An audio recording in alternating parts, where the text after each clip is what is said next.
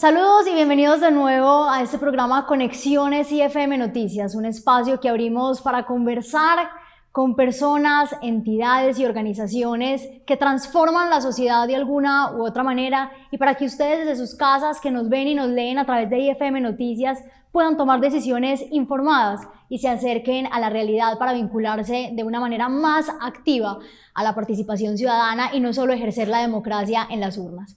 Hoy tenemos un invitado especial con el que vamos a conversar sobre diversos temas. Él es Juan Espinal, representante a la Cámara por Antioquia. Bienvenido a IFM Noticias. Laura, un saludo muy especial para todos. Gracias por la invitación a Conexiones IFM Noticias. Un saludo para todo tu equipo de trabajo, el equipo técnico, a Nacho.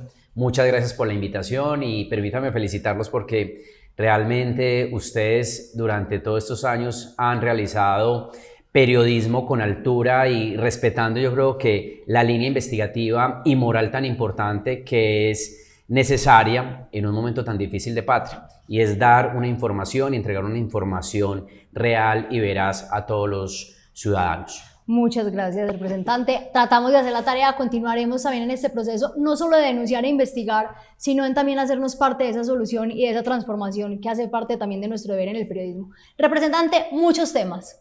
Hoy en día hay preocupaciones, hay incertidumbre, tratamos de mantener la esperanza que no la debemos perder. La consulta popular, la última con la que el presidente Petro nos sorprende en una pasada alocución hace un par de días.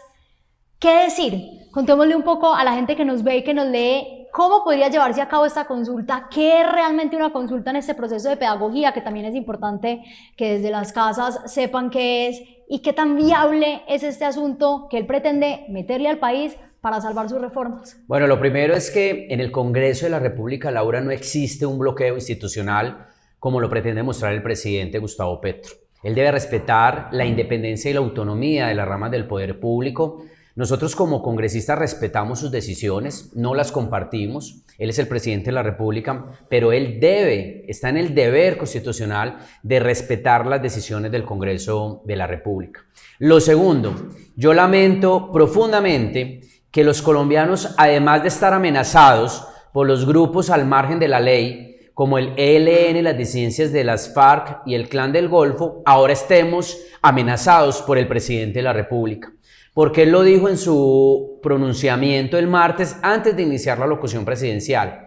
Lo manifestó que si en el Senado de la República no le daban el visto bueno a su consulta popular, en Colombia no habría paz. Y yo creo que eso no le queda bien al presidente Gustavo Petro, amenazar de frente y de manera directa a todos los colombianos. Él ha manifestado que va a iniciar un proceso y un mecanismo de participación como consulta popular para llevar a cabo sus reformas fallidas en el Congreso de la República.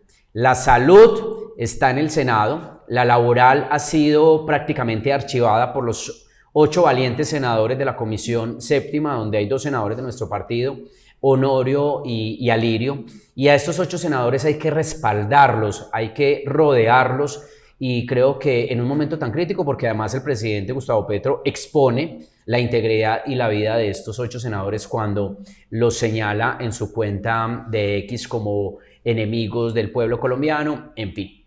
La consulta popular, entonces, Laura, es un mecanismo de participación.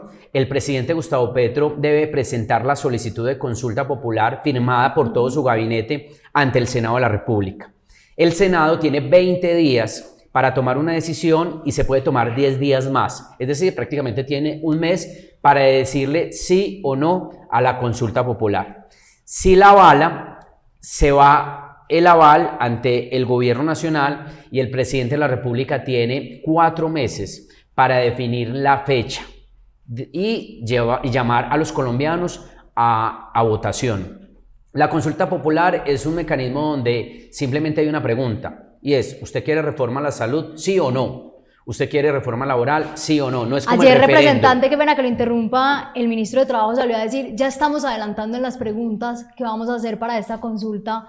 Es decir, o sea, se pusieron las pilas. Claro. Y causa curiosidad además que diga, hay un complot básicamente contra mi gobierno, esto es una dictadura y no una democracia. Pero es que él siempre habla del tal golpe blando. No, y también mencionó que pues ya también lo han intentado asesinar 4 veces y demás. Causa curiosidad también esa narrativa Que ahora cuando termine la otra pregunta bien interesante de eso. Entonces, la consulta popular exige una participación de la tercera parte del Censo Nacional Electoral. Estamos hablando de más de 13.600.000 colombianos que deberían ir a las urnas a votar. Para que pase la consulta necesitan la mitad más uno. Si votamos 13.600.000, estamos hablando más o menos de 6 millones y punta de votos por el sí. La última consulta, como para refrescar la memoria de los colombianos, fue la consulta anticorrupción que lideró el Partido Verde, en cabeza de Claudia López. Entonces, yo creo que el presidente Gustavo Petro pues tiene un reto muy grande y es cautivar que 13.600.000 colombianos vayan a las urnas a votar y además lograr la mayoría, o sea, la mitad más uno que le digan sí a esta consulta popular. Pero antes de este momento electoral, también hay que ser consecuentes que el presidente Petro no tiene en el Senado mayorías. Y fuera de eso, en un momento económico tan crítico para el país, el presidente se gastaría más de 500.000 millones de pesos. Hasta 1 billón dijeron. Exacto, incluso, por este caprichito, en vez de pagarle a EPM 1.3 billones de pesos que le debe.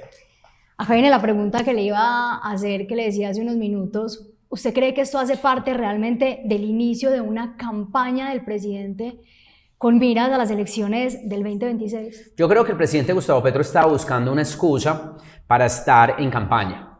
Ahora bien, los colombianos estamos llamados a convertirnos todos en veedores para que la consulta popular no se convierta en una campaña electoral camuflada para favorecer sus listas al Congreso y a la Presidencia de la República, porque además va a utilizar recursos públicos. Y es presidente, entonces un presidente liderando la consulta popular y por debajo buscando favorecer a sus candidatos al Congreso y a la Presidencia de la República. Y ojo, porque salió la senadora Zuleta a decir, incluyamos la reelección presidencial, que eso es completamente inconstitucional. Acá lo que tendríamos que iniciar es un referendo para buscar o realmente una reforma constitucional. En Colombia está prohibida la reelección presidencial. Entonces creo que la doctora Zuleta tiene que estudiar y tiene que leer un poco más de derecho constitucional, porque vía consulta popular no podríamos revivir la reelección. Pero a mí lo que más me preocupa, Laura, es que en este momento tenemos un reto grandísimo como país, y es que en el 2026 sí tengamos elecciones libres y en democracia. Ustedes que me publican, y les agradezco la columna de opinión que emito cada 20 días, cada 15 días, saqué una columna hace unos días donde la titulé El Catatumbo, el piloto de Maduro y de Petro. Y recuerden que el ELN es un grupo narcoterrorista binacional que se mueve entre Colombia y Venezuela. Para llegar al Catatumbo, a matar todas estas personas que han asesinado, tuvieron que pasar por Táchira, y ya entre Maduro y Petro declararon la frontera como una zona económica binacional. Y Petro, muy enemigo de los empresarios, de los colombianos, pero entre manteles continúa dialogando con estos grupos al margen de la ley en el marco de la tal paz total, que lo único que ha generado es favorecer a los grupos narcoterroristas de nuestro país, lamentablemente. Y el ELN ha aumentado su presencia en el territorio nacional en un 56%. Hablando de ese tema del ELN, hay algo que preocupa, representante, sobre todo en Antioquia, bueno, alrededor de todo el país, pero en Antioquia lo vivimos día a día, y ese es el tema de la seguridad. ¿Qué vamos a hacer con la seguridad? Que además ellos todo el tiempo también tratan de desviar la atención. Yo le cuento una anécdota que nos pasó desde IFM Noticias hace un par de semanas, que estuvimos en Anato, la feria de turismo que se llevó a cabo en la ciudad de Bogotá. Estaba el viceministro de Turismo mostrando cifras y demás de todo lo que había ocurrido en la feria, pues que fue muy positivo, un balance importante. Y yo le digo, bueno, ¿qué van a hacer ustedes para que la seguridad no altere estas cifras tan alentadoras del turismo que eventualmente las va a afectar? Y él me dice, el problema de los medios de comunicación es que generalizan. El país no tiene problemas de seguridad, solo son unas zonas específicas, y pues donde hay buena seguridad pues no hay quejas sobre el turismo. Apenas yo traigo el tema de Antioquia, inmediatamente se acaba la discusión, no entramos en detalle, pero es una situación que preocupa hoy en día y que cada vez continúa avanzando.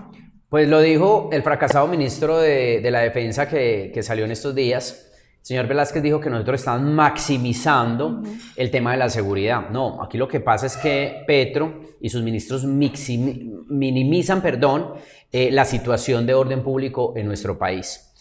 Ayer en Bogotá, un petardo, una granada, discúlpenme ahí la imprecisión, que le cobró la vida a 3 personas. Tercera explosión en un mes. Así es. Lo que estaba viviendo en el Catatumbo es que en 8 días, un desplazamiento masivo de más de 50.000 personas, más de 70 muertos, en las cifras que supuestamente tenemos, porque hay organismos internacionales que dicen que hay más de 120 muertos. Incluso el presidente Petro en estos días dijo, tenemos conocimiento de 70 muertos, pero dicen, lo dijo él, dicen que el ELN ha llevado muertos a fosas comunes, pero ahí si uno ve, a las cuchas tienen razón reclamando esos muertos. Y la situación de país en el Meta, en Nariño, en el Cauca, en Antioquia, en el Chocó. Entonces, la situación de orden público y de seguridad en el país está completamente debilitada. Si no hay seguridad, no hay turismo, no hay inversiones nacionales y extranjeras. Pero yo creo que en Antioquia hay una excepción bien importante y es que tenemos un gobernador comprometido con la seguridad, donde hay una situación de orden público, alteración, inmediatamente llega el gobernador de Antioquia, que tiene un secretario de seguridad excepcional como es mi general Martínez, y el gobernador Andrés Julián es un hombre comprometido con la seguridad como ese principio, ese valor fundamental que tenemos derecho todos los ciudadanos sin importar su ideología política o a qué se dedique. Y yo creo que el presidente Gustavo Petro ha llevado al último renglón de su interés la seguridad. ¿Por qué? Porque a él le conviene es cederle espacio a los bandidos dentro del marco de la paz total y generar el caos. Siguiendo sobre la misma línea de Antioquia, hoy en el plano nacional es noticia y preocupan el metro y EPM. Ahora sale el presidente a decir que no le pueden embargar las cuentas, que eso no es posible, que investiguen, que esto también hace parte del golpe blando que quieren dar en su contra. ¿Qué decir al respecto? Bueno, lo primero es todo el respaldo para Federico Gutiérrez, alcalde de Medellín, como presidente de la Junta Directiva de EPM. Él acudió ante las vías judiciales, hizo lo que tenía que hacer como alcalde de Medellín. El presidente Petro le debe a EPM y a sus filiales 4.4 billones de pesos, producto de la opción tarifaria y de los subsidios por prestar servicios públicos a los estratos 1, 2 y 3. Ante la negativa de pago, el alcalde de Medellín acude ante el juez de la República, que ordena el congelamiento de las cuentas de la nación, embarga las cuentas de la nación, y la respuesta del presidente Petro no es pagar, es ordenarle al ministro de Minas que por medio de la Superintendencia de Servicios Públicos realicen e inicien una inspección judicial, una inspección especial, a EPM. Yo el día de ayer, Laura, le envié un derecho de petición al ministro porque yo quiero conocer el alcance de esa inspección. ¿Cuál es el argumento técnico, jurídico, el respaldo normativo?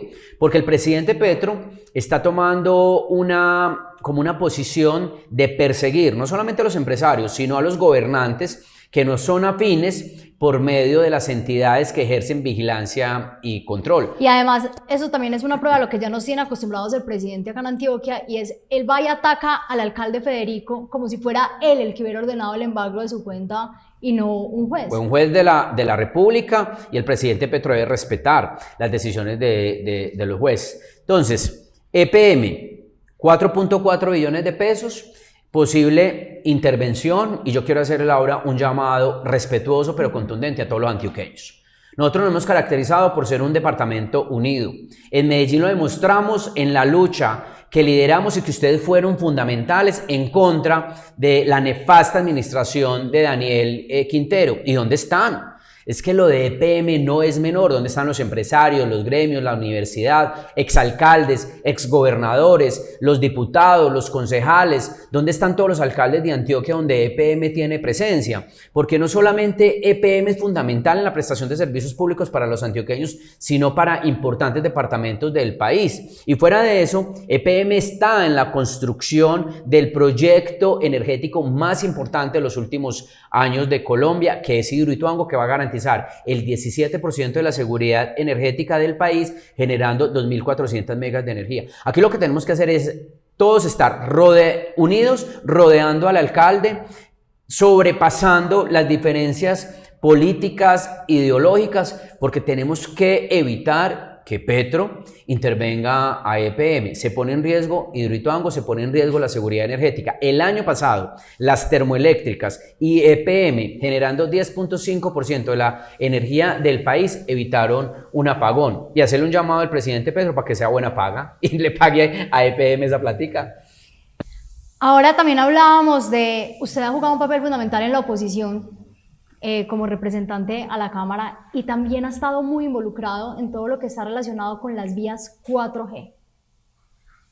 ¿En qué va esa lucha? Ahora vimos que el fin de semana pues logramos un avance importante, aún quedan cosas por resolver en este punto. ¿Y cuál es ese llamado, también esa invitación que le hacemos al gobierno de, bueno, el gobernador, como usted mencionaba, ha sido contundente y ha dicho, pues si no va a aportar, pues entréguenos las vías y déjenos acabar? Laura, es que la mezquindad de Petro es tremenda con Antioquia.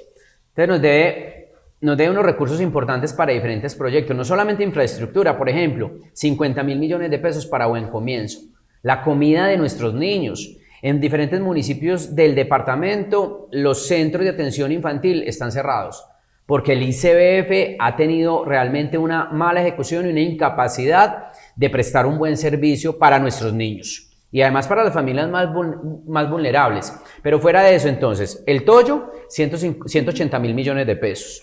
En Pacífico 1, que este fin de semana habilitaron el tramo 2, que es muy importante, la conexión entre Camilo C y La Siria, ese túnel Amagá fundamental, que va a disminuir 20 minutos, 30 minutos de conexión entre Medellín, el suroeste antioqueño, pero no solamente el suroeste, Chocó, Eje Cafetero, el Valle del Cauca. Eso es realmente maravilloso. Yo como oriundo de Jericó, del sureste antioqueño, estoy más contento que un berraco por esa vía y por esa conexión. Pero necesitamos 1 billón para terminar el otro tramo, donde hay 3 puntos críticos que tienen afectaciones y que necesitan intervenciones en materia de infraestructura, y el gobierno nos ha negado esa plata, Laura.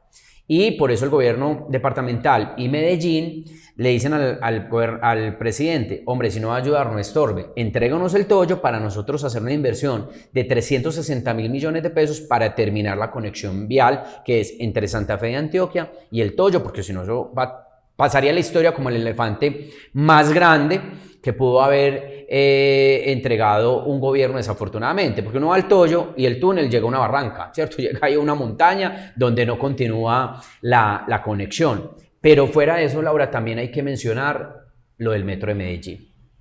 En el 2024, al 31 de diciembre, el presidente Petro tenía que haber girado 483.000 millones de pesos. Si el 31 de marzo el presidente Petro no gira esos recursos, la construcción del metro de la 80 se frena. 807 empleados se les suspende el contrato. 9 contratos adicionales y frenar la ejecución del metro de la 80, que ya va en el 30% de avance, generaría un detrimento patrimonial por 1.5 billones de pesos. Nosotros le enviamos un comunicado, 26 congresistas la semana pasada, al presidente de la República. No hemos tenido obviamente respuesta, pero fuera de eso, este año hay un cúmulo. Entonces, la vigencia es 2024 y este año son 493.000 millones de pesos. Estamos hablando de casi 1 billón de pesos que le debe Petro a la construcción del metro del 80. Y no se le puede olvidar también que parte del odio que ha manifestado en varias ocasiones por Antioquia, pues también involucra a la ZAPA. Oiga, y a Petro le olvida que en este departamento votaron por él 940.000 personas. Entonces yo no sé cuál es la bobada de Petro con Antioquia.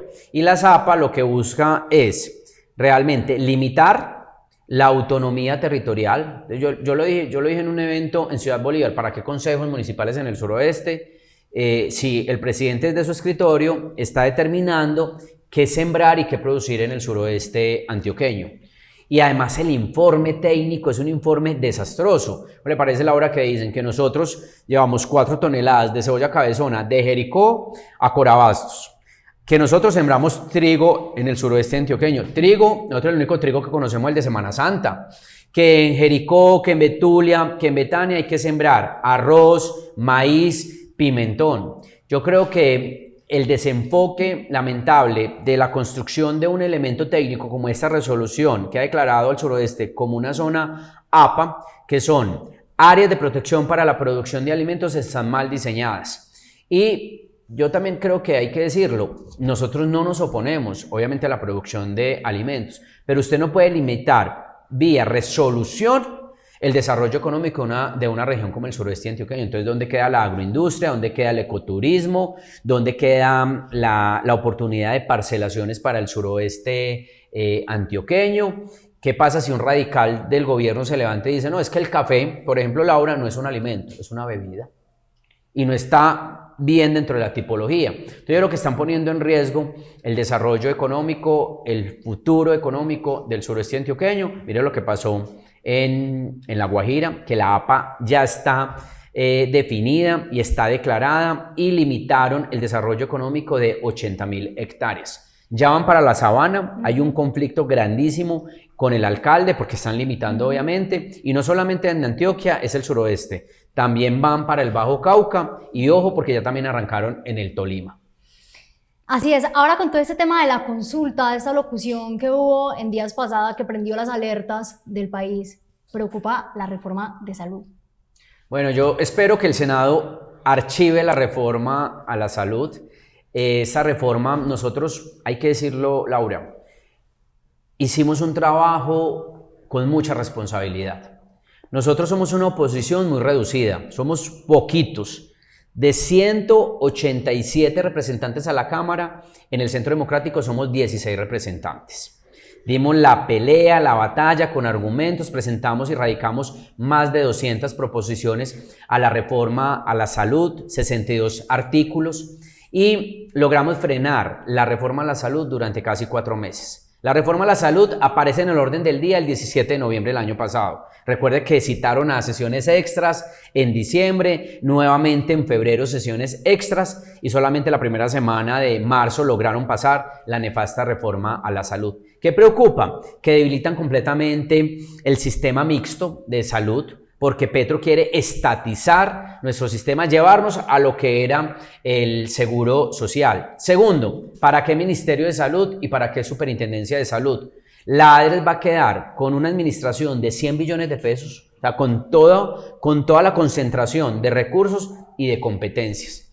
Y el piloto de Petro, que fue el sistema de salud del FOMAC, no tuvo la capacidad de prestar y de garantizar el servicio de salud para 800.000 personas que están dentro del sector de los maestros, o sea, los maestros y sus familias, y eso en menos de 8 días fracasó. Ahora, para que por medio de esta propuesta él logre prestarle un buen servicio de salud a 52 millones de colombianos. Entonces aquí lo que vemos es realmente una reforma mal planteada, sin informe de impacto fiscal, y vuelvo y repito, la ADRES queda realmente con todos los poderes y la ADRES realmente se va a convertir en una entidad, desafortunadamente, de politiquería, posible corrupción, y yo creo que con estos argumentos, sumados a los que va a recoger la Comisión Séptima del Senado, se puede archivar.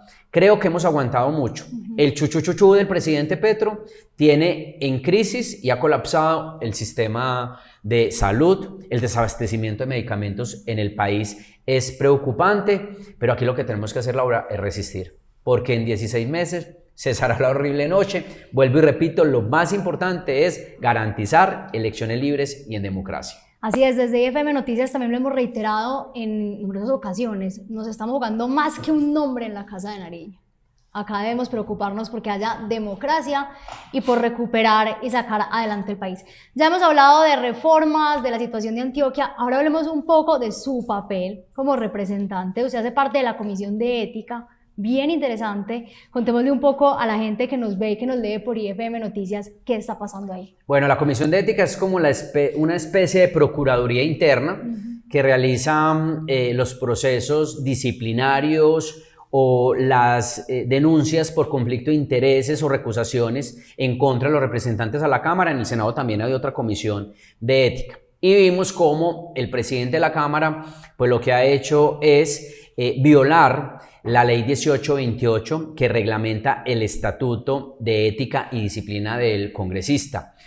Lo que llegó en los últimos días en contra de los representantes a la Cámara, las recusaciones, lo que hace el presidente de la Cámara, unas la rechaza de plano, que no tiene la competencia, está prevaricando, y otras, la mesa directiva de la Comisión de Ética la rechaza e inadmite estas recusaciones. Yo lamento esta acción porque no han permitido que los 22 representantes a la Cámara que hacemos parte de la Comisión de Ética sesionemos y tomemos decisiones de fondo. Creo que el presidente de la Cámara lo que ha hecho es poner en riesgo a los representantes a la Cámara y sin duda a él lo han demandado mucho.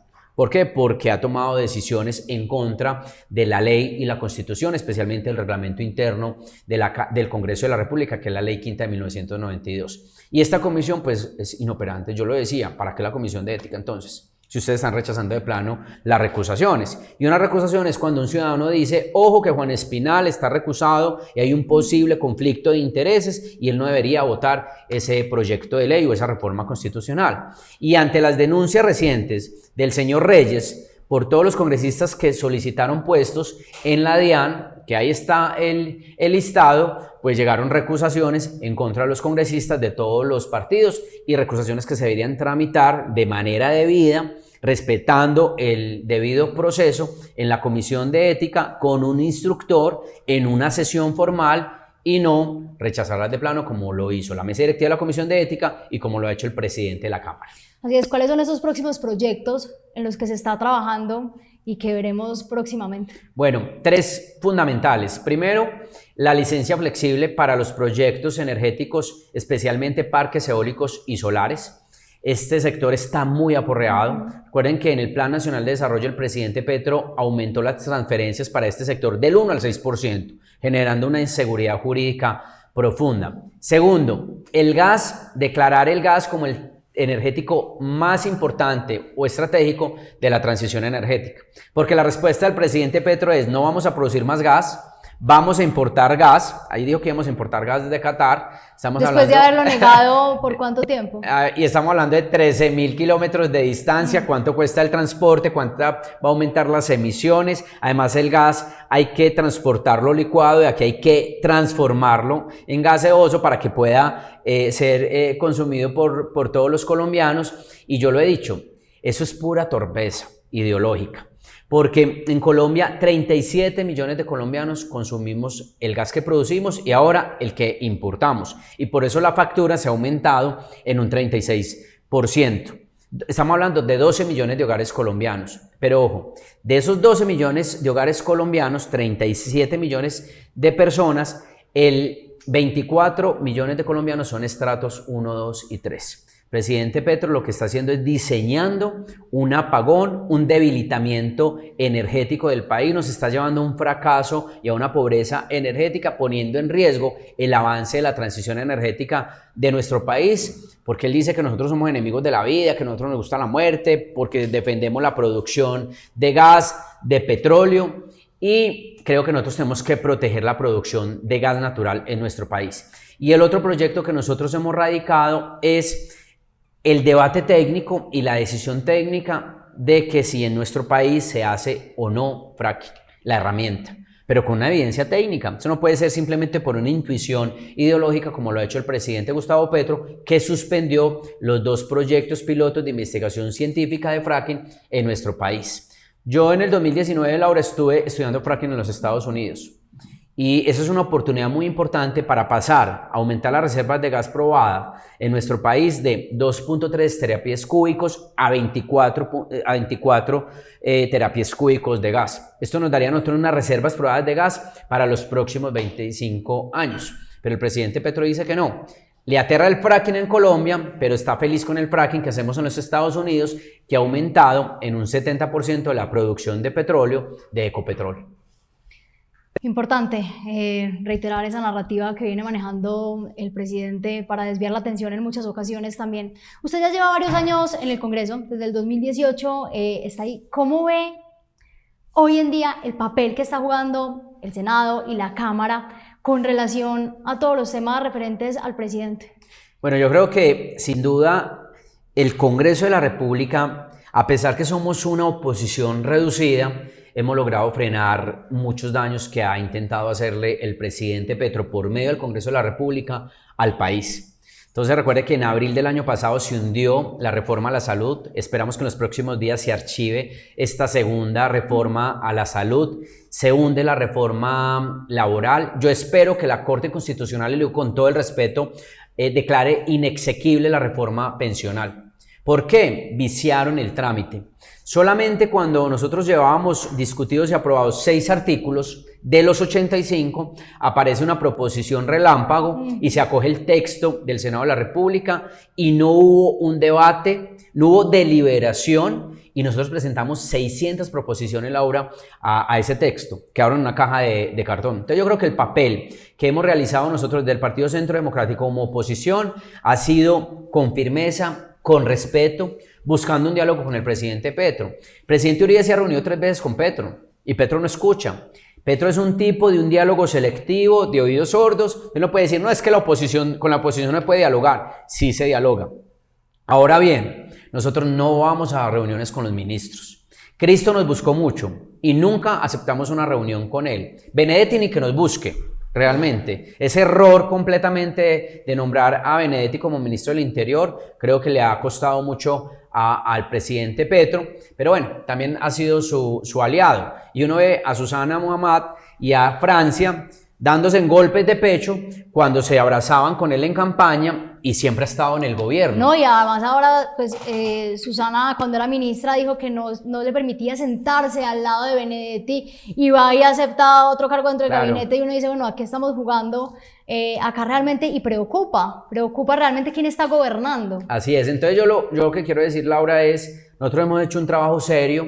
Yo invito a la ciudadanía para que sigan más de cerca nuestra labor desde el Partido Centro Democrático. Seguramente hemos cometido errores, seguramente nos ha faltado muchas cosas en el debate público desde el Congreso de la República, pero hemos hecho todo lo que hemos podido humanamente. Y lo más importante es que no hemos cedido ni le hemos fallado. Nosotros no le hemos cedido a este gobierno ni un milímetro y siempre hemos estado de manera firme defendiendo la democracia, las instituciones, a nuestra fuerza pública, defendiendo la labor de nuestros medios de comunicación, defendiendo la independencia de poderes, respaldando las decisiones de la justicia colombiana y también es evidente que continuamos siendo ese muro de contención para que en Colombia no se implante una dictadura como ha ocurrido en Venezuela. Entonces dicen, ay, otra vez el bendito discurso del Centro Democrático de que Colombia no es Venezuela. Pues prácticamente hemos tomado una ruta liderada por el presidente Petro de que Colombia se puede convertir en una segunda Venezuela. Y no nos vayamos muy lejos, nosotros desde el periodismo también lo identificamos. Esto que está pasando con el Consejo de Ministros se asemeja a lo presidente de su amigo Chávez en Venezuela. Entonces, pues acá también la misión, usted lo decía desde el inicio y la invitación la hacemos en IFM Noticias siempre. Hay que asegurarse de que haya elecciones, hay que asegurarse de no perder la esperanza y ahí también le voy a pedir, representante, en IFM Noticias no solo denunciamos, no solo informamos, no solo investigamos, también nos encargamos de mostrar esas historias que de alguna u otra manera dan a conocer que sí es posible el verdadero cambio. Así no el que es. nos trataron de vender. Es que ese cambio es en reversa. Exactamente. Entonces, lo invito a que usted también le diga a los colombianos que nos ven por IFM Noticias y que nos leen, que no pierdan la esperanza, que sí se puede. Sí, mire, Colombia es un país resiliente. Nosotros somos muy berracos y trabajadores, a nosotros no nos gusta que nos regalen nada. Yo creo que teníamos que vivir y padecer un gobierno de extrema izquierda para probar. Y nos ha sabido realmente muy maluquito. Esto realmente no ha sido bueno. Este ensayo ha sido muy complejo para todos los sectores. El sector de la construcción cayó en un 48% sus ventas, el sector minero energético está completamente debilitado, la economía no va bien, el riesgo país ante las inversiones extranjeras son preocupantes, el orden público y la seguridad está en una crisis profunda, el debilitamiento de nuestra fuerza pública, a nuestros soldados y policías los tenemos que abrazar, los tenemos que rodear. Continúan las muertes de los líderes sociales. Recuerden que ellos decían, nos están matando en el gobierno del presidente Duque, y aquí antes vemos cómo se acelera, él nos está matando y todos completamente callados. Entonces aquí lo que tenemos que hacer es defender la democracia, las instituciones, defender a nuestros empresarios. Si no hay empresarios, no hay trabajo. Si no hay empresarios, no hay sindicatos. Y a los jóvenes un mensaje, no se dejen encasillar que los jóvenes son petristas, no, aquí nadie es de nadie. Aquí todos queremos un desarrollo económico, queremos que el Estado sea más pequeño, disminuir la burocracia. El presidente Uribe lo hizo como gobernador y como presidente. Y ese es un compromiso que nosotros tenemos. En el próximo gobierno, que sea, ojalá el Centro Democrático o quien sea donde nosotros participemos, necesitamos que el Congreso de la República sea más pequeño y la burocracia del gobierno nacional, del Estado colombiano, sea más pequeño, o sea, que se reduzca en un 30%, que es un porcentaje del que nosotros hemos hablado. Pero lo más importante para todo, Laura, es que nosotros logremos conservar y preservar la democracia, que podamos elegir, que podamos participar democráticamente y evitar a toda costa realmente una dictadura. Es que realmente sí puede haber una dictadura en el país. ¿Qué pasa si Petro dice yo me quedo? Pero recuerde que él hoy dice que ya hay una dictadura porque no hay democracia. Bueno, él habla de muchas vainas, de su tal golpe blando, que lo persiguen, que lo quieren asesinar, y bueno, ese es Petro. Pero yo creo que aquí hay esperanza, nosotros lo estamos dando todo, todos los días trabajamos incansablemente, no solamente en el Congreso, sino en Antioquia y en todo el país, y el Centro Democrático está haciendo un ejercicio muy válido. Este es el único partido, Laura, que hoy le está mostrando al país 5 precandidatos para que al final de año tengamos un solo precandidato, pero con un compromiso, ir a buscar alianzas con todos los candidatos a la presidencia que entiendan la importancia de la democracia, de la seguridad y que tienen los empresarios con nuestros trabajadores, nuestros sindicatos, para construir un mejor país. Aquí hay que sobreponer los intereses individuales sobre el futuro de nuestro país y su democracia. Así es, representante, hicimos un barrido importante por los diversos temas que hoy están sobre la mesa, que preocupan y a los que hay que ponerle la lupa. Quedan varios pendientes para una próxima invitación. Le agradecemos por estar ahí en IFM Noticias, por apostarle al país. Nosotros desde el medio seguiremos acompañando todo este proceso. Acá todos son bienvenidos. Le abrimos las puertas, creemos en la diferencia, entendemos que ahí está la verdadera democracia y realmente estamos comprometidos no solo a informar, sino a ser parte de la solución. Así que muchas gracias de parte de todo el equipo de IFM Noticias. Así tiene que ser. Yo creo que ese es el ejercicio y la responsabilidad ética y moral de los medios de comunicación, y es siempre mostrarle a la ciudadanía las dos versiones, las dos fuentes. Y el debate político es bien interesante y hay que mostrar las diferentes posiciones. Así que felicitaciones, IFM Noticias, muchas gracias por la invitación, Laura, y a todo tu equipo un abrazo y muchas gracias siempre por estar ahí al lado nuestro, replicando nuestro trabajo legislativo y político. Así que muchísimas gracias por esta invitación. Y con ustedes nos encontraremos de nuevo en un próximo Conexiones IFM Noticias. Recuerde visitar ifmnoticias.com y nuestras redes sociales. Estamos en todas las plataformas como @IFM.